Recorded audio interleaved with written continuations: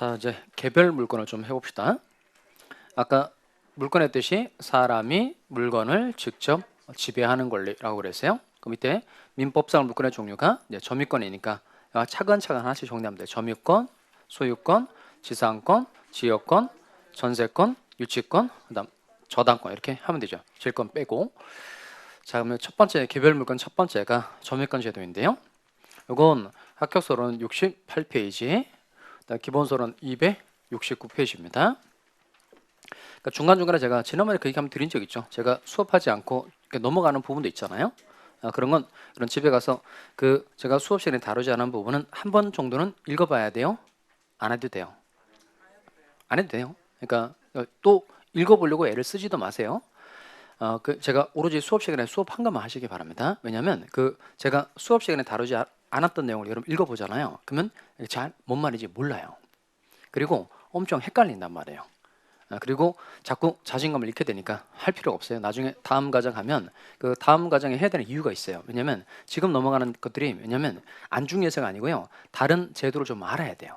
그러니까 그 제도만 딸랑 공부해서 해결되지 않는 것들이 많단 말이에요. 다른 제도를 좀 알아야 해결되는 것들이 많으니까 그때 기본 과정 다 공부하고 난 다음에 나중에 배우면 훨씬 더 이해하기 좋아진단 말이에요. 그래서 제가 항상 수업 시간에 다뤄준 내용에 한해서만 복습을 하시면 되겠습니다. 자, 이 점유권은 뭐 가지고 설명할 거냐면 개 사례 가지고 보도록 하겠어요. 갑이 개를 한 마리 가지고 있다는 겁니다. 그러면 여러분이 지금 가지고 있는 물건 몇 가지, 다섯 가지만 한번 세볼까요? 여러분 가지고 있는 물건 다섯 가지. 뭐 가지고 있죠? 책, 핸드폰, 또 이어폰, 가방, 그다음 필기도구. 이런 거 다 여러분이 소유하고 있기도 하지만 다 점유하고 있는 물건이기도 해요. 이 점유권은 특징이 뭐냐면 갑이 개 한 마리를 가지고 있다는 겁니다. 그러면 이 사람이 개를 가지게 된 이유는 여러 가지죠. 가장 대표적인 건 갑이라는 사람이 개에 대해서 소유자이기 때문에 가지고 있는 게 제일 많고요. 소유자이기 때문에 가지고 있는 경우, 그 다음에 이 개를 누구로부터 빌렸다는 겁니다. 그러니까 임차인으로 가지고 있는 경우도 있고, 이 사람이 남의 개를 이렇게 세빈 거예요. 훔쳤다는 겁니다. 그러니까 훔쳐서 가지고 있다는 겁니다. 이 세 가지의 공통점은 뭐죠? 다 갑이 개를 가지고 있다. 그럼 이때 어떤 물건을 가지고 있다는 건 어떻게 표현할까요? 이거 일단 이렇게 사실상 지배하고 있다 이렇게 말합니다. 사실상 지배하고 있다. 그럼 이 세 가지의 공통점은 다 사실상 지배하고 있는 건데 이 첫 번째하고 두 번째는 소유권에 근거해서 임차권에 근거해서 물건을 가지고 있는 거니까 이때는 갑이 개를 가질 만한 정당한 법적 근거가 있어요 없어요? 있죠. 그럼 이렇게 어떤 물건에 대한 사실상의 지배를 정당화시켜주는 법률상의 권리, 이걸 두 자로 뭐라 그러죠? 본권이라 그래요. 어떤 물건에 대한 사실상의 지배를 정당화시켜주는 법률상의 권리, 이걸 본권이라고 말한다는 겁니다. 그러니까 이 첫 번째하고 두 번째는 본권이 있는 경우다, 없는 경우다. 있는 경우라는 겁니다. 이건 첫 번째, 두 번째는 본권 이시 물건을 가지고 있는 경우라는 거예요. 일단 세 번째는 물건을 이제 훔친 거죠. 물건을 세빈 거니까 이건 본권 없이 물건을 가지고 있는 경우라는 겁니다. 대신 이 본권이 있든지 없든지 상관없이 갑이 개를 지금 뭐하고 있죠? 가지고 있죠. 가지고 있다는 사실상대 그 자체를 보여주는 걸 이걸 점유권이라 그래요. 그러니까 뭘 불문하고 본권 유무를 불문하고 물건을 사실상 지배하고 있기만 하면 갑이라는 사람에게 인정해 주는 권리가 이게 바로 점유권이라는 겁니다. 점유권.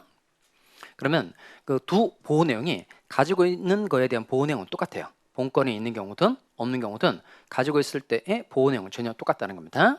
대표적으로 그럼 합격서 돈 주고 샀죠. 합격서 돈 주고 샀으니까 일단 뭐가 있을까요?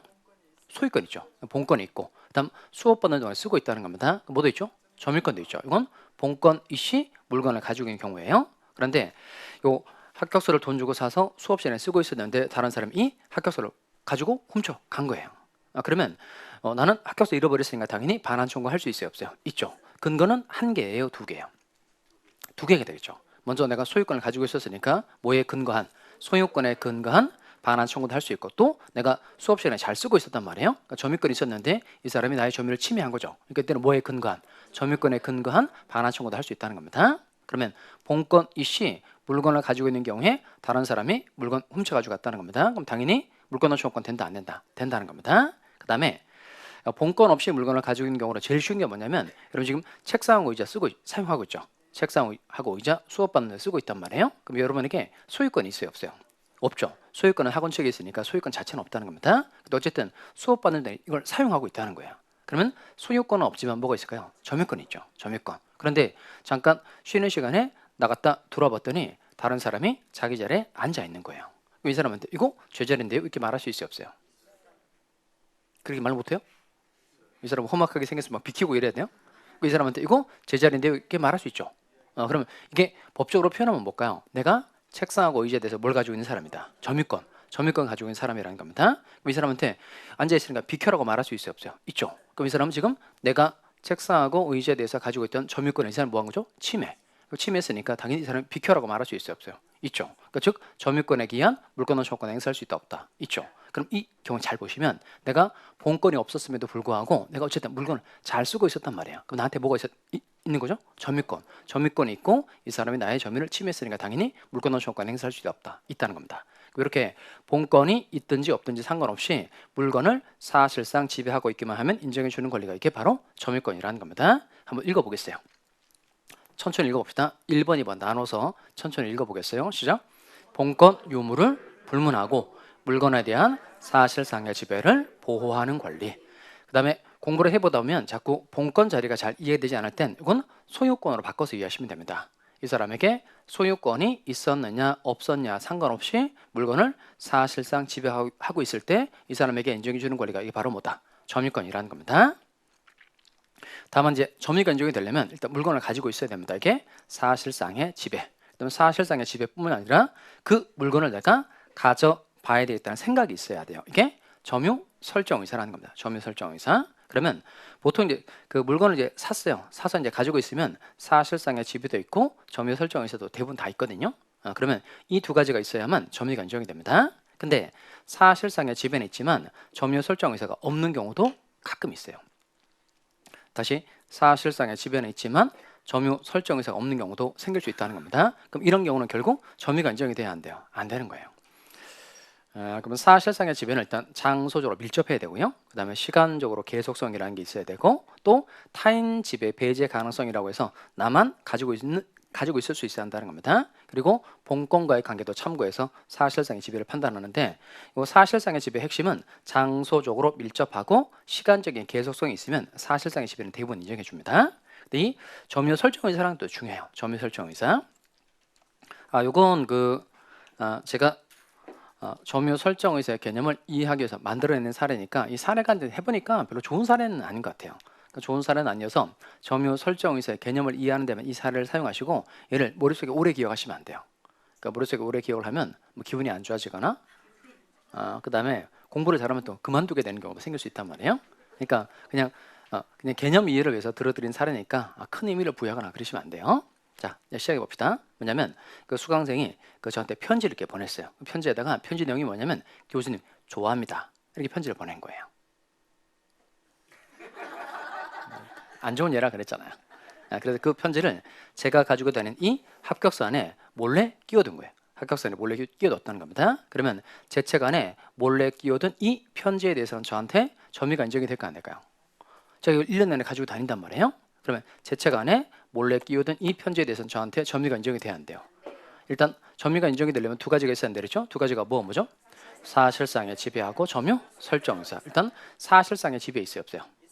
제가 이걸 1년 내내 가지고 다니죠. 그럼 장소적 밀접성, 시간적 계속성이 있으니까 사실상의 지배 있다, 없다? 있다. 근데 제 책 안에 몰래 끼워둔 편지니까 내가 그 편지를 가져봐야 되겠다는 생각 자체가 있다, 없다? 없죠. 이건 사실상의 지배는 있지만 뭐가 없다? 점유 설정 의사가 없다 이렇게 표현한다는 겁니다. 이런 경우에는 점유가 인정이 돼야 안 돼요? 안 돼요? 그러면 사실상의 지배만으로 점유를 인정한 게 충분하다. 그러면 OX, X, 점유 설정 의사라는 것도 필요하다는 겁니다. 자, 그다음 다시 칠판에 봅시다. 아까 점유권의 뜻이 뭐였죠? 뭘 불문하고 본권 유무를 불문하고 물건에 대한 사실상의 지배를 보호하는 권리. 자, 그러면 이 점유하고 있으면 보호를 해준다 그랬는데 총 6가지 내용으로 보호를 해주고 있어요. 6가지 보호 내용. 이걸 일단 잘 정리해서 머릿속에 집어넣는 겁니다. 자, 사실상 지배하고 있을 때, 점유하고 있을 때 보호해주는 내용 6가지가 첫 번째고요. 어떤 점유로 봐준다? 유리한 점유로 봐준다. 그 다음 두 번째, 과실 취득할 수 있다. 세 번째, 현존이익 한도에서 반환하면 된다. 그리고 네 번째, 비용 상한 청구할 수 있다. 다섯 번째, 물권적 청구권 행사할 수 있다. 그리고 여섯 번째, 자력구제권 행사할 수 있다는 겁니다. 제가 기초 강의 때부터 이거 암기 코드 숙제 냈죠. 아직까지 숙제 계속 들어오고 있는데 늘 공부를 해보고 좋은 거 있으면 알려주시기 바랍니다. 자, 이건 제가 만든 건데 이건 순서대로 제가 이렇게 한 거예요. 이 노란색을 잘 보세요. 노란색. 이것도 제가 만든 건 뭐냐면 이거예요. 유리를 깬 과실이 현존하니 비용을 물자. 이거예요. 유리를 깼다는 거예요. 유리를 깬 과실이 현존하니 돈 물어줘야 되잖아요. 비용을 물자. 자, 그러면 요 첫 번째 이거 유리 이게 뭐죠? 유리한 점으로 봐준다는 겁니다. 그러니까 점유하고 있으면 어떤 점으로 봐주죠? 그 유리한 거의 내용은 뭐예요? 그게 이제 공부예요. 공부. 어떻게 유리하게 취급해 주느냐. 그래서 자주, 평온, 공연, 선의, 계속, 본권 이렇게 유리하게 봐준다는 겁니다. 첫 번째가 유리한 점으로 봐주는 거고 두 번째가 뭘 취득할 수 있다는 거죠? 과실. 자기가 점유하고 있는 물건에서 과실이 생겼다면 그 과실의 소유권을 자기가 가져갈 수 있다는 겁니다. 그 다음 세 번째 현존이익 하늘에서 반환하면 된다. 이건 뭐냐면 점유자가 자기가 물건 가지고 있을 때 점유자의 잘못으로 물건이 깨졌어요. 그 밑에 반환할 때 현존이익 하늘에서 반환하는 경우가 생길 수 있다는 겁니다. 그러니까 누가 현존이익 하늘지를 잘 정리를 해두셔야 되겠어요. 그 다음에 네 번째는 비용상환 청구할 수 있는 거죠. 내가 점유하고 있는 물건에 필요비를 들였다 또는 유익비를 들였다는 겁니다. 그럼 각각 소유자에게 비용상환 청구할 수 있다는 거예요. 그 다음에 다섯 번째 점유권도 물건이니까 물건에 대한 침해가 생기면 뭐 할 수 있죠? 물권적 청구권을 행사할 수 있죠. 그 밑에 물권적 청구권의 행사 요건 세 가지였는데 첫 번째가 물건에 대한 뭐가 있어야 되죠? 침해 또는 침해 염려라는 게 있어야 되고 이때 침해한 사람의 고의과실 필요해요? 필요 없어요? 필요 없죠. 그 다음 밑에 물권적 청구권의 주체 권리자는 누구예요? 누가 행사하는 거죠? 침해된 물건의 정당한 소지자고 상대방은 누구예요? 현재 방해 상태를 지배하는 자. 그리고 지난번에 물권적 청구권 그림 8개 해드린 거 있죠? 그거 차근차근 다 이해하셨어요? 하다가 막히는 부분이 생기면 꼭 저한테 학습 질문 통해서 그거 해결하고 이해하고 넘어가셔야 됩니다. 걔는 지금 이해가 안 되면 계속해서 헷갈리기 마련이니까 다시 공부를 해보고 물권적 청구권 사례는 8가지를 다 마저 잘 정리해 두시기 바랍니다. 안 되는 거 꼭 학습 질문 할 것. 자, 그 다음에 여섯 번째 점유권에 대한 마지막 보호 내용이 이게 뭐 할 수 있다. 자력구제. 그러니까 지금 현재 내가 자전거 가지고 있는데 다른 사람이 나의 자전거를 훔치려고 하고 있다. 또는 훔쳐다 달아나고 있다. 그러면 자력으로 권리구제에 나설 수 있다는 겁니다. 이렇게 총 보호 내용이 몇 가지라고요? 6가지. 자, 첫 번째 보호 내용에서부터 여섯 번째 보호 내용까지 쭉 한번 해봅시다.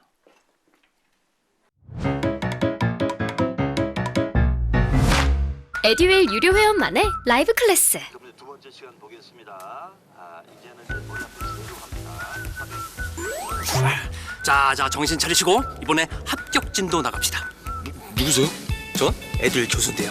제가 늘 가까이 있으니까 이번엔 합격. 집에서도 학원처럼 공부하는 혜택. 오직 에듀윌 유료 회원에게만. 에듀윌. 우와, 진짜 가까이 계시네요?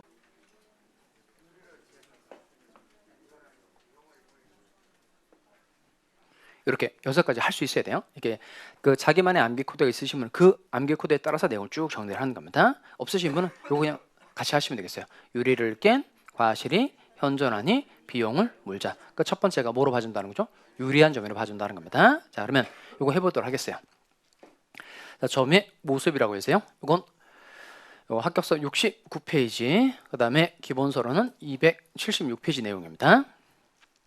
여기 이제 많은 내용들이 적혀져 있고 판례도 많아요. 이거 제가 차근차근 사례 가지고 개념을 정리시켜 드릴 테니까 일단 칠판에 먼저 집중하시고 그다음 이거 합격서하고 강의글은 제가 차근차근 정리해 드리도록 하겠습니다. 봐봐요.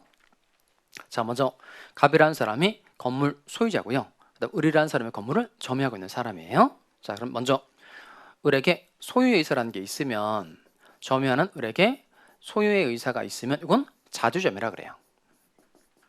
소유의 의사가 없다. 그러면 이건 타주점유라 그래요. 그러면 소유의 의사의 뜻만 알면 자주인지 타주인지 판단해 낼 수 있죠. 그럼 이게 어떤 게 소유의 의사일까요? 이건 배척이라는 단어를 꼭 사용하셔야 됩니다. 배척. 타인의 소유권을 배척하고 내가 사실상 주인이 되어봐야 되겠다. 이게 소유의 의사의 뜻입니다. 타인의 소유권을 뭐하고 배척하고 내가 주인이 되어봐야 되겠다. 이게 소유의 의사의 뜻인 겁니다. 자, 그러면 얘 가지고 해볼 테니까 보세요. 먼저 을이 매매 계약을 통해서 이 건물을 점유하고 있는 사람이에요.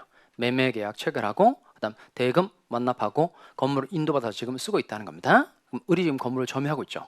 그럼 이 을은 자주점유일까요? 타주점유일까요? 그러니까 을에게 소유의 의사라는 게 있으면 뭐가 되는 거죠? 자주자명, 없으면 타주자명. 그러면 이때 요 매수인 을에게는 소유의 의사가 있어요, 없어요? 그러니까 매수인은 등기에서 소유권을 가져가는 사람이니까 갑의 소유권을 배척하고 내가 주인이 되어 봐야 되겠다. 이런 의사 매수인에게 있다 없다? 있죠. 그럼 매수인의 점유는 무슨 점이죠? 자주점유. 자주점유. 이번엔 우리 임대차 계약을 체결하고 갑으로부터 건물을 인도받아 건물을 쓰고 있는 사람입니다. 그러면 임차인에게 소유의 의사가 있으면 뭐가 되는 거죠? 자주점유. 없으면 타주점유. 그러니까 임차인에게 소유의 의사 있어요, 없어요? 그러니까 임차인은 임대인의 소유권을 배척하고 내가 주인이 되어 봐야 되겠다. 이런 의사 임차인에게 없죠. 그러니까 임차인은 임대인의 소유권을 전제로 남의 물건을 빌려서 쓰는 사람이니까 소유의 의사 있다 없다? 없죠. 없으니까 무슨 점일까요? 타주점유. 자, 그러면 제가 몇 가지 예를 들어 드릴 테니까 이게 매수인하고 똑같으면 뭐가 되는 거죠? 자주점유. 임차인하고 똑같으면 타주점유가 되는 겁니다. 그러면 먼저 첫 번째 수증자의 점유는 뭘까요? 들어가자마자 막혔어요. 수증자는 뭐냐면 증여받은 사람. 그러니까 증여한 사람은 증여자. 그다음 증여받은 사람은 수증자 이렇게 표현합니다. 그럼 수증자가 매수인하고 똑같으면 자주, 수증자가 임차인하고 똑같으면 타주점유가 되는 겁니다. 그럼 수증자는 자주점유예요, 타주점유예요? 자주점유죠. 그러니까 요 매수인은 대금 완납하고 등기에서 소유권 가져가는 거고 수증자는 대금 안 내고 등기에서 결국 소유권 가져가는 사람이니까 갑의 소유권이 없어진다는 점이 똑같다는 겁니다. 따라서 수증자는 갑의 소유권을 배척하고 내가 주인이 되어 봐야겠다 이런 의사 있다는 겁니다. 무슨 점이죠? 자주점유. 그다음 전세권자의 점유는 뭘까요? 전세권자는 전세금 지급하고 남의 부동산을 빌려서 쓰는 사람이죠. 그 임차인하고 똑같은 거예요. 임차인은 채권자, 전세권자는 물권자. 이것만 다르고 어쨌든 남의 물건을 빌려서 쓰는 사람이니까 소유의 의사 있다 없다? 없죠. 없으니까 뭐죠? 타주점유. 그다음 도인의 점유는 뭘까요? 도인. 그 돌을 열심히 닦아서 그 수염이 이렇게 길게 나시는 그 할아버지 있죠? 도인의 점유는 자주점유예요, 타주점유예요? 도인. 물건 세빈 사람, 세빈 놈. 당연히 100% 뭐죠? 자주점유. 그다음에 유치권자의 점유는 뭘까요? 유치권은 여러분 그 시계 사례 생각나요? 시계 사례? 유치권 시계 사례. 즉 하나 해봅시다. 갑이 시계 소유자고요. 그러니까 시계가 이제 고장난 겁니다. 그다음 을은 시계 수리업자예요. 그래서 갑이라는 사람이 을에게 시계를 고쳐달라 이렇게 부탁을 한 겁니다. 그다음 을이 시계를 고치고 갑에게 수리대금적으로 5만 원 받을 수 있게 된 거예요. 그러면 을은 갑의 시계를 고쳐주고 수리대금 5만 원이 생겼으니까 수리대금 5만 원 편제받을 때까지 시계를 안 돌려주고 계속 뭐 할 수 있죠? 유치할 수 있죠. 이때도 얘가 점유하고 있단 말이에요. 그러면 이 유치권자에게 소유의 의사가 있으면 뭐가 되는 거죠? 자주점유. 없으면 타주점유. 이 유치권자에게 소유의 의사 있어요, 없어요? 없죠. 당연히 없으니까 얘는 100% 무슨 점이죠? 타주점유. 자, 그러면 이게 요 점유를 취득하게 된 원인을 보면 자주인지 타주인지 판단이 될 수 있죠. 그러면 이게 자주점유인지 타주점유인지는 주관적으로 결정하는 거예요? 아니면 객관적으로 결정하는 거예요? 주관, 객관. 그러면 그 말의 의미를 좀 이해하시면 돼요. 그러니까 쉽게 얘기하면 그 객관적으로 결정한다는 건 뭐냐면 점유하는 사람에게 물어보지 않고 무슨 계약인지만 보고 판단한다는 뜻이에요. 그러니까 매매 계약이라면 뭐 당연히 물어볼 필요 없고 얘는 소유의 의사 있지. 자주. 임대차 계약이라면 점유하는 사람 물어보지 않고 그냥 임대차 계약이라면 소유의 의사가 없어. 그럼 타주. 이렇게 판단하는 게 객관적으로 결정하는 거고 주관적으로 결정한다는 건 뭐냐면 이건 물어보고 결정한다는 거예요. 그러니까 점유하는 사람을 데려다 놓고 너 소유의 의사 있었니? 물어보고 있었어요? 그러면 자주. 없었어요? 그러면 타주. 이렇게 결정한다는 거예요. 그러면 아까 매매 계약인지 임대차 계약인지 알면 자주인지 타주인지 금방 판단해 낼 수 있다 그랬죠. 그럼 이건 주관적으로 결정하는 거예요? 객관적으로 결정하는 거예요? 객관적으로. 자, 읽어보겠습니다. 천천히 읽어보겠어요. 자주점유인지 타주점유인지 어떻게 결정한다고요? 또박또박 읽어봅시다. 점유 취득의 원인이 된 권한의 성질에 의해 객관적으로 결정한다. 다시 한번 읽어봅시다. 점유 취득의 원인이 된 권한의 성질에 의해 객관적으로 결정한다. 그럼 이 사람이 점유를 하게 된 계약이 매매 계약인지 임대차 계약인지에 따라서 결정한다는 겁니다. 그러니까 주관적으로 결정하는 거예요? 객관적으로 결정하는 거예요? 객관적. 자, 그러면 포인트는 뭐냐면 얘가 무슨 계약을 한 사람인지 알면 자주인지 타주인지 판단이 될 수 있죠.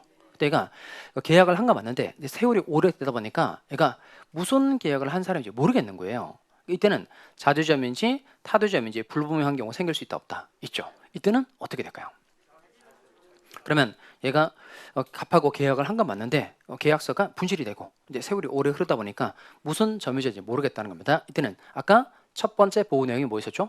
유리한 점유로 봐준다. 그래서 이렇게 유리하게 취급해 준다는 겁니다. 그래서 무슨 점유로 추정해 준다. 자주 점유로 추정해 준다는 겁니다. 무슨 점유로 추정해 준다고요? 자주 점유로 추정해 준다는 겁니다. 그럼 추정되고 안 되고는 중요할까요? 안 중요할까요? 엄청 중요해요. 그러니까 지금 공부를 하는 여러분에게 별로 필요로 와닿지 않지만 이게 소유권을 계속 유지할 수 있고 소유권을 잃고 이런 문제까지 넘어가게 됩니다. 나중에 취득시효 부분할 때 제가 조금 더 강조를 드리도록 할 텐데 이게 뭐냐면 을이 지금 자주점유로 추정되면 을은 자신에게 소유의 의사가 있었다라는 걸 입증할 필요 있어요? 없어요? 없어요. 그러니까 추정은 대단한 효과 하나를 가지고 있는데 이게 입증 책임의 전환이라는 겁니다. 입증 책임의 전환. 즉 추정 받는 자 스스로는 그 사실을 입증할 필요가 없고 반대 사실을 주장하는 자 쪽에 입증 책임이 전환된다는 겁니다. 그러니까 을은 소유의 의사가 있는 것으로 추정되니까 얘는 가만히 있으면 돼요. 그러면 누가 뭘 입증해야 될까요? 갑이. 을의 점유가 타주 점유라는 걸 입증해야 된다는 겁니다. 그러니까 을이라는 사람은 내가 매매 계약을 통해서 소유권을 취득한 사람이다. 그러니까 입증할 필요가 없어요. 그냥 가만히 있으면 돼요. 가만히 있으면 돼요. 그러면 을의 점유가 타주 점유라는 건 누가 입증해야 돼요? 갑. 그러니까 갑이라는 사람, 내가 을과 임대차 계약을 체결한 사람이어서 얘가 소유의 의사가 없는 타주점이라는 걸 갑이 입증을 해야 돼요. 입증을 못하면 결국 을이 재판에서 이기게 돼요. 그러니까 추정되고 안 되고는 중요해요, 안 중요해요? 중요해요. 그래서 일단 자주인지 타주인지 불분명한 경우엔 무슨 점유로 추정해준다. 자주점유로 추정해준다는 겁니다. 그다음 물건을 순순히 건네받았을 때는 평원점이라고 하고요. 물건을 확 때리고 뺏어가지고 왔다. 그러면 폭력점이라고 얘기합니다. 그 다음에 누구나 다 알 수 있도록 드러내놓고 점유를 했다. 그러면 공연점이라고 하고 이 물건을 남 모르게 숨겨놓고 점유했다는 겁니다. 이건 은비점이라고 그래요. 은비점유. 그럼 이 때도 역시 마찬가지로 평원 공연한 점유인지 폭력 은비에 의한 점유인지 잘 모르겠다. 똑같아요. 이때도 유리하게 봐줍니다. 무슨 점유로 추정해준다. 평원 공연한 점유로 추정해준다는 겁니다. 자, 그다음 선의점유와 악의점유 중요한데요. 이 선의점유는 본건이 없음에도 불구하고 본건이 있다고 믿고서 하는 점유가 선의점유입니다. 그 다음에 본건이 없다는 걸 알았다 또는 의심했다. 이게 악의점이에요. 자, 그러면 이 선의점유, 악의점유 설명을 해볼 테니까 잘 따라오세요. 자, 먼저 갑이라는 사람이 건물 소유권 가지고 있는 사람입니다. 을과 매매 계약을 체결했고 이제 을 앞으로 등기가 돼서 얘가 쓰고 있는 거예요. 자, 근데 이 매매 계약에 무효 사유가 있고 취소 사유가 있어요. 매매 계약에 무효 사유가 있고 취소 사유가 있다는 겁니다. 그러면 무효는 뜻이 뭐죠? 무효는 언제부터? 처음부터 아무런 효력이 생기지 않는 게 무효.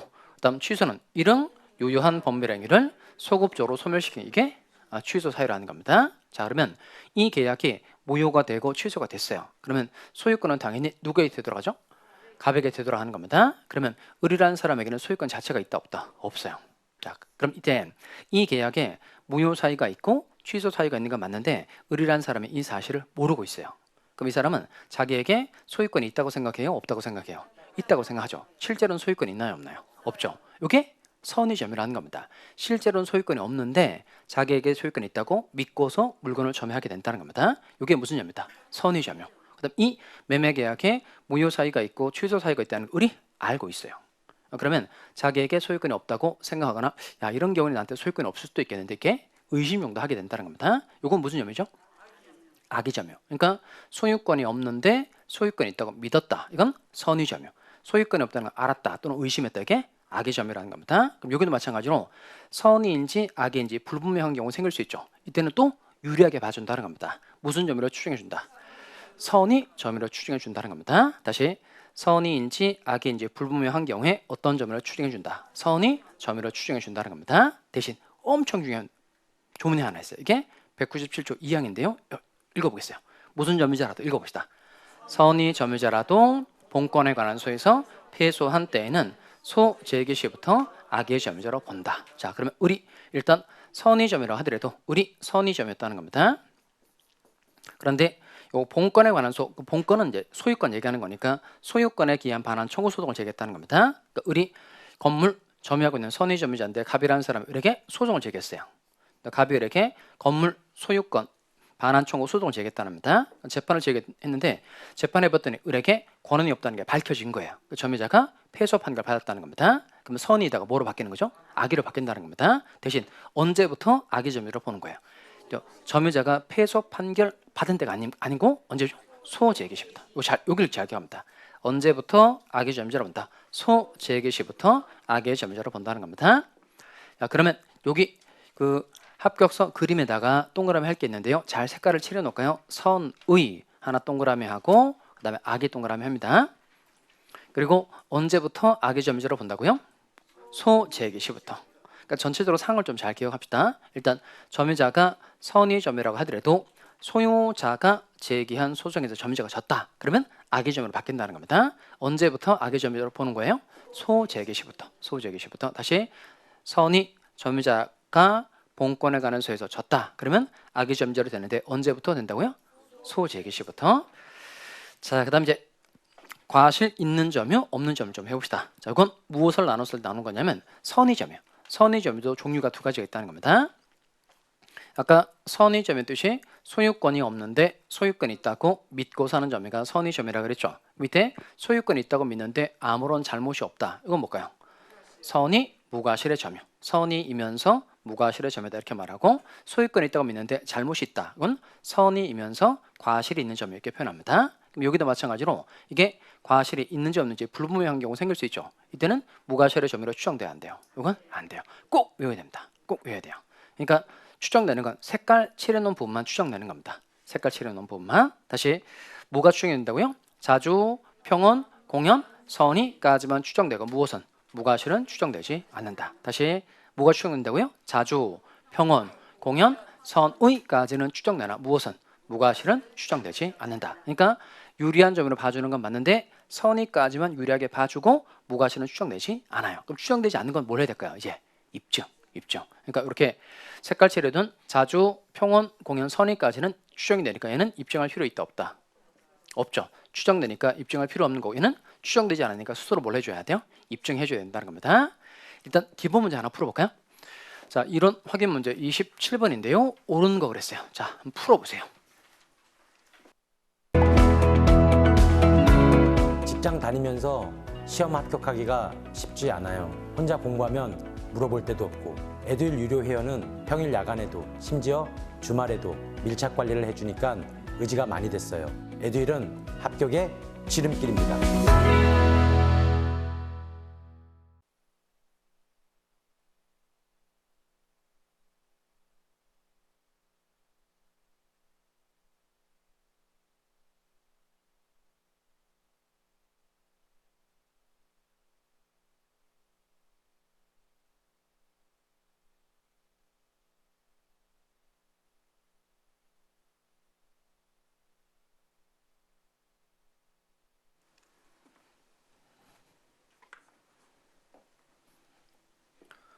그 좀 습관이 돼야 돼요. 그 지문 읽어보고 끝에다가 맞으면 O, 틀림 X, 이런 물음표 이렇게 표시하면서 풀어 두시기 바랍니다.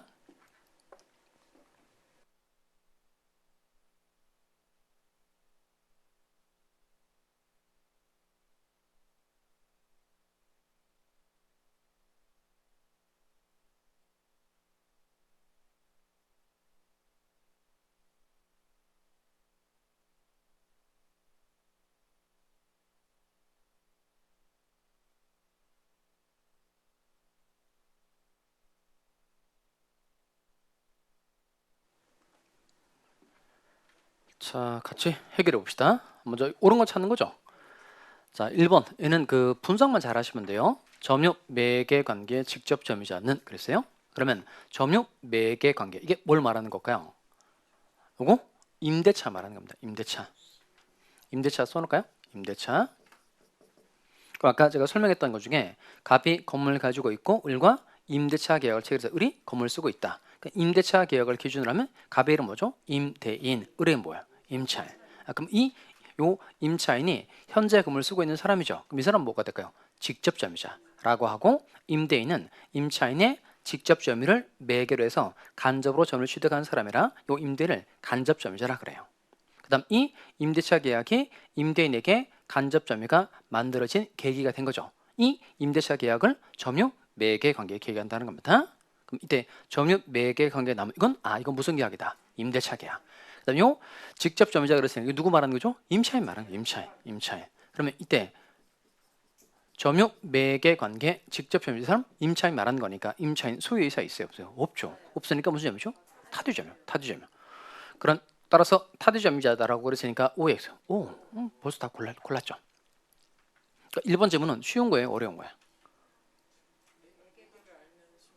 알면 쉽고 얘는 쉬운 거예요. 얘는 나중에 또 간접점의 관계 또 설명드릴 때 한번 또 확인해 보시기 바랍니다. 자, 그다음 이제 2번 갑시다. 2번은 지금 점유자가 추정된다고 돼 있죠. 그럼 이건 추정됨을 일단 머릿속에 기억하고 계셔야 됩니다. 추정되는 거 한번 써봐요. 아까 뭐가 추정된다 그랬죠? 아니, 써봐요. 자주, 평온, 공연, 선의. 그거까지만 해야 돼요. 자주, 평온, 공연, 선의까지만 추정되고 무엇은 무과실은 추정되지 않죠. 그런데 볼까요? 이게 과실 없이 점유한 것으로 추정한다고 되어 있으니까 OX, X 틀렸죠. 자, 다음 3번 갑시다. 3번은 원래 임대인 누구예요?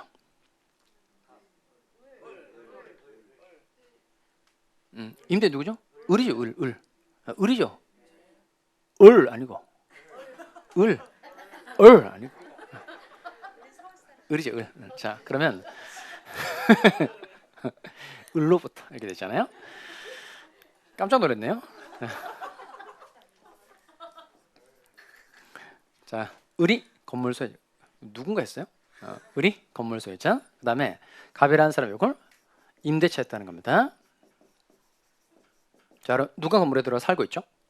임차인 갑이죠. 임차인 갑. 이 사람은 이제 표현할 때에는 직접 점유자라고 하고 이제 이 사람은 이제 갑의 직접 점유를 매개로 간접으로 점유를 취득한 사람이 이것은 간접 점유자 이렇게 표현합니다. 그다음에 임차권 양도 전대할 때는 누구의 뭐가 있어야 돼요? 임대인의 동의라는 게 있어야 되죠. 근데 이건 요 동의 없이 했다는 겁니다. 이게 무단 전대라는 거예요. 무단 전대. 그러면 동의 없이 전대 계약을 체결했다는 겁니다. 그럼 이 요 무단으로 전대해도 요 임대차 계약이라는 게 전대차 계약이라는 게 사용 수익하게 해주겠다 약정, 차임 지급해주겠다 약정만 하면 계약이 성립되고 효력 발생합니다. 그러니까 임대인의 동의가 있든 없든 전대차 계약은 항상 유효해요. 유효. 자, 그러면 이 전대차 계약의 경우에 요 병이라는 사람이 물건 가지고 있는 거죠. 그럼 이 전대차 계약을 기준으로 하면 요 갑의 이름 못 가요. 이 사람은 다시 물건 빌려준 사람이니까 전대인 이렇게 말하고 병은 다시 물건 빌려서 쓴 사람이니까 얘는 전차인이라 그래요. 밑에 요 현재 물건 가지고 있는 사람이 병이죠. 그럼 전차인은 무슨 점유자가 될까요? 직접 점유자. 그다음에 요 전대인 이 사람은 전차인의 직접 점유를 매개로 간접으로 점유를 취득하는 사람이니까 이 사람 간접 점유자 이렇게 말합니다. 그러면 이 경우에는 임대차, 전대차 둘 다 점유 매개 관계고 이때는 간접 점유자가 한 사람이다, 두 사람이다, 두 사람이죠. 그러니까 누구도 간접 점유자고 을도 간접 점유자고 누구도 갑도 간접 점유자 두 사람 다 된다는 겁니다. 그런데 을만이 간접 점유자이다라고 그랬으니까 OX, X.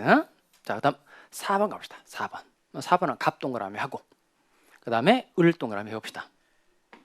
이건 갑이라는 사람이 진짜 물건 소유자인데 등기부상에 소유 명의를 을합벌 해뒀다 이 말이죠. 이런 걸 뭐라 그러죠? 내자, 명의신탁. 그러면 갑이 진짜 부동산 소유자인데 강제집행 피하기 위해서 재산 빼돌리기 위해서 을합벌로 등기를 해뒀다는 겁니다. 그럼 요 갑, 이 사람은 믿고 부탁을 한 사람이니까 갑의 이름 이 사람은 신탁자라 그래. 신탁자. 믿고 부탁한 사람이다. 신탁자. 그다음 요 이 사람은 소유권 등기만 딸랑 가지고 있는 사람이죠. 이 사람 수탁자라 그래요.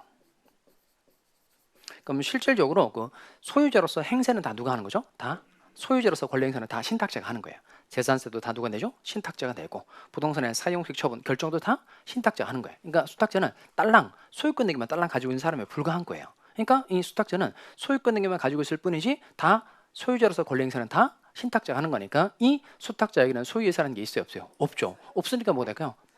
타주점유. 그런데 자주점유라고 돼 있으니까 OX, X 틀렸죠. 이렇게 하는 거예요. 자, 5번 갑시다. 5번은 상당히 중요합니다. 뭐가 키워드일까요? 5번 질문 상당히 중요해요. 상당히 중요해요. 뭐가 키워드죠? 상당히. 이게 조금 초과한 게 아니에요. 실제 면적이 등기부상의 면적을 상당히 초과했다는 겁니다. 이게 등기된 면적은 이게 60평이다 한 600평을 점유했다는 겁니다. 상당히 초과한 부분에 관해서는 당연히 소유이사가 있다고 보인다, 없다고 보인다. 없다고 보이죠. 없으니까 무슨 점이죠? 타주. 근데 자주점유라고 되어 있으니까 OX, X. 다음 몇 번이죠? 1번. 얘는 비교적 쉬운 문제예요, 어려운 문제예요? 쉬운 문제예요. 근데 이게 조금만 공부가 되면 잘할 수 있다는 거예요. 근데 이게 한꺼번에 되거나 이러지 않아요. 지난주에 그 학습집중 원고 중에 뭐냐면 그 수업 시간에 이렇게 수업을 해보면 이제 그 대답을 이제 사람이 좀 잘 하잖아요. 그리고 또 잘하는 사람들이 또 앞에 앉으니까 이게 그 인터넷으로 공부하시는 분이 어떤 질문을 했냐면 그 교수님이 질문을 할 때 사람들이 왜 이렇게 잘 맞추냐는 거예요. 그래서 제가 이제 그런 얘기를 드렸던 것 같아요. 그러니까 이게 딴 데도 다 마찬가지인데 이게 이 사람들이 대답을 좀 잘하는 건 맞는데 이 사람들이 문제는 잘 못 푼다. 문제 잘 못 푼다. 그리고 그리고 저 뒤에는 대답 안 한다. 그리고 보면 뒤에 대답 안 하는 사람도 많고 그다음에 자유롭게 대답하는 사람 많은데 거리가 멀어서 자유롭게 대답하는 사람도 많은데 거리가 멀어서 이 녹음이 안 된 것뿐이다.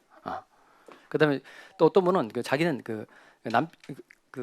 식탁에서 이렇게 공부를 한대요. 식탁에서 동영상 이렇게 틀어놓고 공부를 하고 남편은 거실에서 이렇게 게임하고 핸드폰 가지고 게임하고 그런다 그러더라고요. 근데 이제 아내분이 식탁에서 이렇게 동영상을 들으니까 이게 소리는 다 들릴 거 아니겠어요? 남편이 이렇게 게임 이렇게 하다가 남편도 대답하는 거예요. OX. 근데 남편은 맨날 맞추고 자기는 맨날 틀린다는 거야. 그 남편은 이렇게 들으면서 하는데 잘 맞춘다는 거예요. 자기는 맨날 틀리고. 남편이 옛날에 그런 경우도 한번 있었어요. 남편이 시험 때도 한번 있긴 있었어요. 그러니까 아내분이 그때 모의고사였나? 모의고사 때 가지고 그 종이 한 장 있어요? 종이? 아무 종이나 제가 좀 재연을 좀 해야 되는데 종이 한 장 줘봐요. 버려도 되는 종이로. 연습장 같은 거 없어요? 역시 소품 준비 확실하네요. 옛날에 성적표를 모의고사 성적표를 줬어요. 성적표를 줘서 제가 항상 성적표를 집에 가져가지 말라 그랬거든요. 근데 이분이 성적표를 이렇게 접어서 책에 이렇게 넣어서 가져간 거예요. 그렇게 지금은 안 주는데 옛날에 다 줬어. 학원에서 줬단 말이에요. 쭉 사가지고 줄 서서 받고 그랬단 말이에요. 근데 이분이 이걸 이렇게 끼워가지고 집에 가져간 거예요. 집에 가져서 이렇게 여기 놓고 공부를 하다가 이게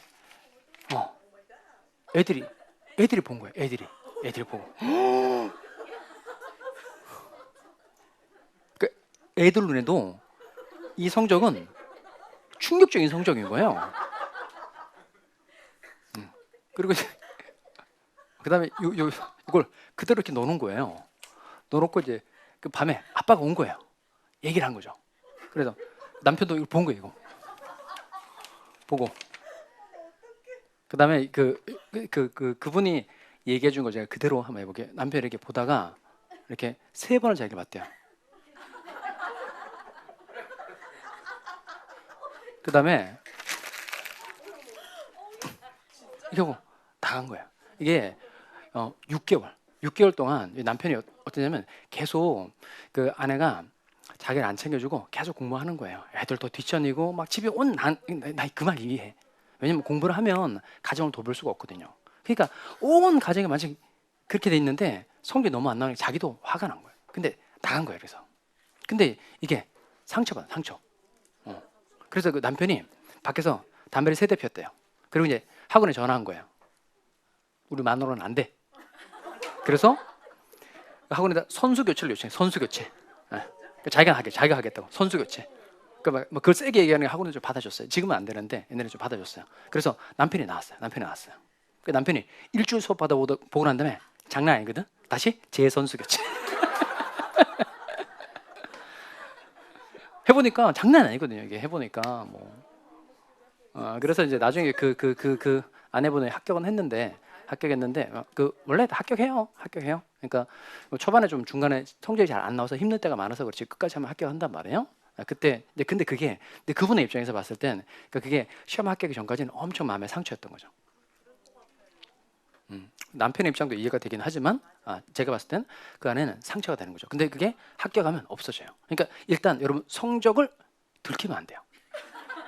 그래서 요즘에는 다 인터넷으로 이렇게 하게 돼 있잖아요. 그리고 그걸 잘 숨기세요, 여러분. 여러분의 실력은 여러분만 알면 돼요. 가족은 절대 알게 하지 말 것. 가족은 모르게. 그리고 성적 잘 나오지 않는데 주눅들거나 그러지 마세요.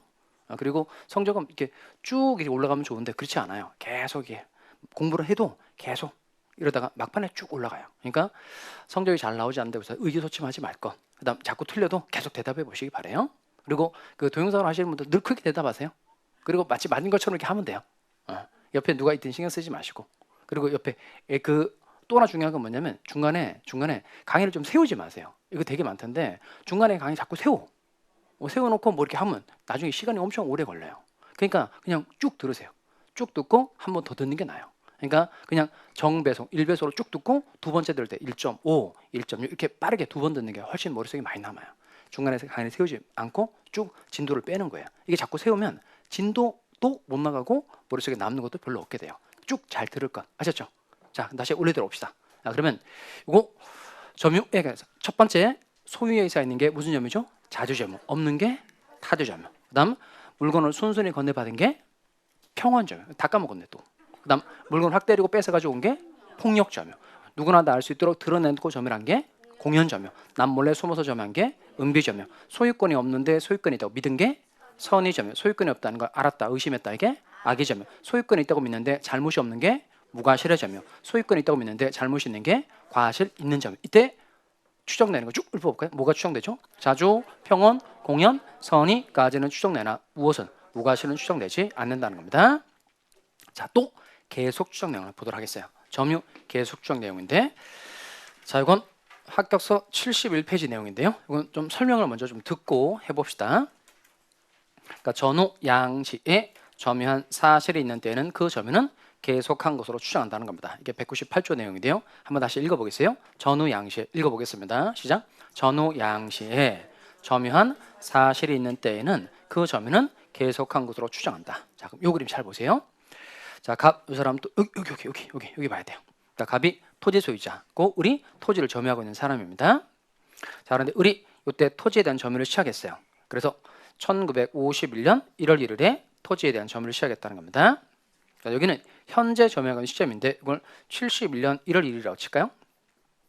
자, 그러면 을이 이때 한번 점유를 한 사실이 있고 이때 한번 점유를 한 사실이 있다. 그럼 을의 점유가 쭉 이어진 것으로 추정해 준다는 겁니다. 그래서 전후 양시에 점유한 뭐가 있는 때는 사실이 있는 때는 을은 20년 동안 매해 한 해도 거르지 않고 이 토지를 계속 경작한 것으로 추정해 준다는 겁니다. 이게 계속 추정이라는 거예요. 읽어보겠어요? 전후 양시에 읽어봅시다. 시작.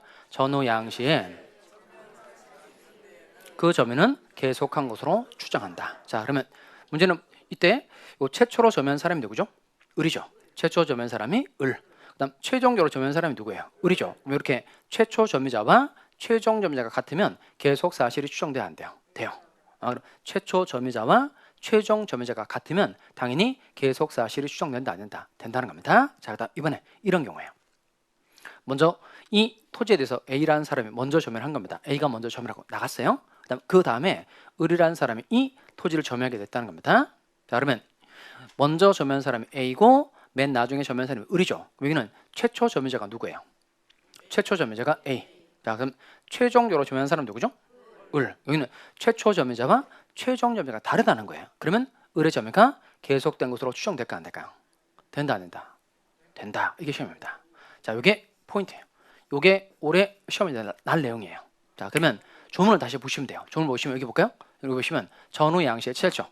전후 양시에 읽어봅시다. 시작. 전후 양시에 점유한 사실이 있는 때에는 그 점유는 계속한 것으로 추정한다. 여기서 뭐가 중요한 단어일까요? 사실. 이게 요때 한번 점유를 한 뭐가 있고 사실이 있고 요때 한번 점유를 한 뭐가 있습니다. 사실만 있으면 돼요. 그러니까 사람까지 같을 필요 있다 없다? 없다는 겁니다. 그러니까 최초 점유자와 최종 점유자가 달라도 계속 점유를 한 뭐만 있으면 사실만 있으면 점유가 계속된 것으로 추정된다는 겁니다. 이제 이해되죠? 자, 그래서 점유란 뭐만 있으면 된다. 사실만 있으면 된다는 겁니다. 자, 그래서 학교서 첫 번째 내용을 읽어보겠어요. 자, 71페이지 네모 4번에 동그라미 1번 찾았죠? 자, 저랑 차근차근 읽어봅시다. 시작. 전후 양시점에 점유자가 다른 경우에 다른 동그라미입니다. 다른 경우에도 점유의 승계가 입증되는 한 끝에 점유 계속은 추정된다 안 된다? 된다. 그러니까 추정되는 이유는 뭐예요? 점유를 한 뭐만 있으면 되니까, 사실만 있으면 되니까. 이럴 수 있겠죠? 자, 다음 점유의 권리적법 추정이라고 해서 이건 200조인데요. 이건 네모 5번입니다. 오른쪽에 네모 5번. 자, 200조. 먼저 읽어보겠어요. 자, 칠판 봅시다. 점유자가 읽어보겠습니다. 시작. 점유자가 점유물에 대하여 행사하는 권리는 적법하게 보유한 것으로 추정한다. 한 번 더 읽어봅시다. 점유자가 읽어보겠습니다. 시작.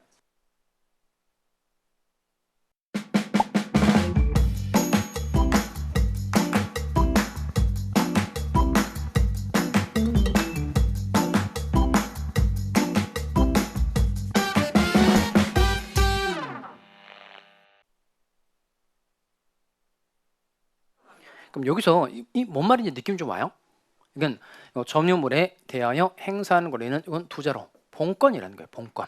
그러니까 이 사람이 물건을 점유하고 있다면 이 사람에게 뭐가 있는 것으로 본권이 있는 것으로 추정해 준다는 겁니다. 아까 점유권의 뜻 자체는 본권 요물을 불문하고 인정해 주는 권리가 이게 점유권이긴 한데 이 사람이 물건을 점유하고 있다면 이 사람이 매매 계약을 통해서 물건을 가지고 있는 사람이 이렇게 유리하게 봐준다는 겁니다. 그러니까 점유하고 있으면 이 자에게 뭐가 있는 것으로 본권이 있는 것으로 추정해 준다는 겁니다. 그럼 칠판을 볼까요? 자, 얘는 좀 전에 제가 쭉 사례 설명할 때와 다른 내용이 하나 있는데 뭐가 다를까요?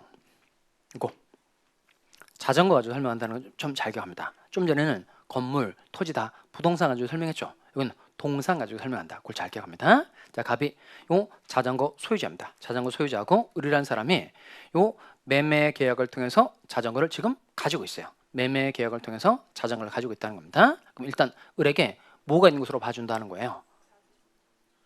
지금 매매 계약을 통해서 자전거를 지금 타고 다니고 있는 사람이니까 을에게 뭐가 있는 것으로 본권, 소유권. 을에게 뭐가 있는 것으로 소유권이 있는 것으로 일단 뭐 해준다? 추정해 준다는 거예요. 그러면 을이 매매 계약을 통해서 자전거를 가지고 있다면 을에게 일단 뭐가 있는 것으로 소유권이 있는 것으로 추정해 준다는 겁니다. 아까 추정은 입증 책임이 전환되는 효과 가져온다 그랬죠. 그럼 우리 지금 소유권 가지고 있는 것으로 추정되니까 을은 내가 매매 계약을 통해서 소유권을 정당하게 취득한 사람이라는 걸 입증할 필요 있어요, 없어요? 없다는 겁니다. 자, 그다음 이번엔 요 을이 임대차 계약을 통해서 자전거를 가지고 있다면 을에게 뭐가 있는 것으로 추정될까요? 이게 매매 계약이니까 소유권이 있는 것으로 추정되는 거고 임대차 계약이 뭘까요? 임차권.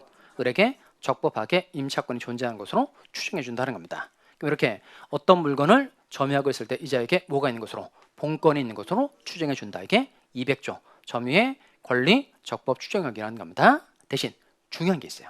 지금 제가 항상 이거 동산 가지고 설명하는데 이건 부동산을 점유하고 있을 때는 200조가 적용되지 않아요. 이때는 반드시 적용합니다. 이게 첫 번째 관문인데요. 어디에만 적용된다? 동산. 그러니까 200조는 오직 어디에만? 동산에만. 그러니까 즉 동산을 점유하고 있을 때에만 그자에게 본권이 있는 것으로 추정해 준다는 겁니다. 일단 추정의 범위가 넓다는 거예요. 좁다는 거예요. 좁다 이겁니다. 어디에만 적용된다고요? 동산에만. 자, 또 칠판 또 봅시다. 그러니까 우리 지금 자전거를 요 매매 계약을 통해서 가지고 있는 경우라고 칩시다. 그럼 을은 소유권이 있는 것으로 추정되니까 을은 제3자 병이라는 사람에게 내가 이 자전거에 대해서 소유자이다라는 거 입증할 필요 있어요, 없어요? 없어요. 그러니까 을은 매매 계약을 통해서 소유권 취득한 사람으로 추정되는 것 제3자에 대한 관계에서 소유권 있는 것으로 추정돼야 안 돼요. 돼요. 그러니까 을은 제3자에 대한 관계에서는 소유자로 추정되니까 을은 내가 소유권 가지고 있는 사람이라는 걸 입증할 필요가 있어요, 없어요? 없죠. 그럼 누가 입증해야 돼요? 병. 그러니까 을의 소유권 취득을 부정하려고 하는 병 쪽에서 을리가 소유자가 아니다라는 걸 누가 입증해야 돼요? 병이 입증해야 된다는 겁니다. 자, 그러면 요 을이 본권이 있는 것으로 추정되는 건 맞는데 제3자에 대한 관계에서는 당연히 본권이 있는 것으로 추정된다 안 된다? 된다는 겁니다. 자, 근데 요거 볼까요? 요 을은 갑에 대한 관계에서는 소유권 있는 것으로 추정되지가 않아요. 이게 중요합니다. 그러니까 요 병에 대한 관계에서는 소유권을 가지고 있는 것으로 추정이 돼요. 근데 요 을은 갑에 대한 관계에서는 소유자인 것으로 추정돼야 안 돼요? 안 돼요. 이때는 뭘 해야 될까요? 지가 입증해야 돼요. 그러니까 병이라는 사람에게는 특별히 입증할 필요가 없지만 갑에 대한 관계에서는 이건 입증해야 된다는 겁니다. 어떻게 입증을 하는 거냐면 내가 너로부터 정당하게 매매 계약을 통해서 대금 다 완납하고 순순히 이 자전거를 인도받아서 나에게 소유권이 있는 사람이라는 걸 을이 갑에 대해서는 입증해야 된다는 겁니다. 이게 두 번째 내용이다. 그럼 이게 소유자와 그로부터 점유를 취득한 자 간에는 200조가 적용된다 안 된다? 안 된다는 겁니다. 그게 합격서 2번입니다. 자, 먼저 1번 한번 읽어볼까요? 1번. 자, 1번 점유의 권리적법 추정 규정은 어디에만 적용되고 동산에만 적용되고 부동산에 적용되지 않는다. 2번은 중요합니다. 이 점유의 권리적법 추정은 소유자와 그로부터 점유를 취득한 자 사이에는 적용되지 않는다. 그럼 이때 소유자와 그로부터 점유를 취득한 자 누구 말하는 거죠? 을 말하는 거니까 결국 당사자 사이에서는 이렇게 하면 되겠네요. 그러니까 점유의 권리적법 추정력은 물권 변동의 당사자 사이에서는 적용된다, 적용되지 않는다, 적용되지 않는다는 겁니다. 그 두 가지만 좀 조심하시면 되겠어요. 자, 그럼 다시 졸어보실까요? 아까 점유권의 뜻이 뭐였었죠? 뭘 불문하고 본권 요물을 불문하고 물건에 대한 사실상의 지배를 보호하는 권리. 자, 그러면 첫 번째 보호 내용이 유리한 점으로 봐준다는 겁니다. 그러면 유리한 점으로 봐주는데 어떤 유리한 점으로 봐주는 거죠? 그럼 유리하게 봐주는 거 쭉 읊어보세요. 아까 뭐로 추정된다 그랬죠? 자주. 평원, 공연, 선의 또 2개. 계속, 본건 이렇게 하면 돼요. 자주, 평원, 공연, 선의, 계속, 본건 추정된다는 겁니다. 한 번 더. 자주, 평원, 공연, 선의, 계속, 본건 추정해 준다 이겁니다. 자, 여기까지 해두고 좀 쉬었다가 2번째 보호 내용 보도록 하겠습니다.